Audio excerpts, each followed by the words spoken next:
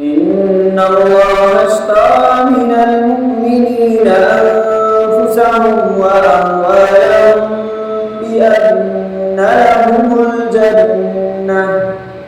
يقاتلون في سبيل الله فيقتلون ويقتلون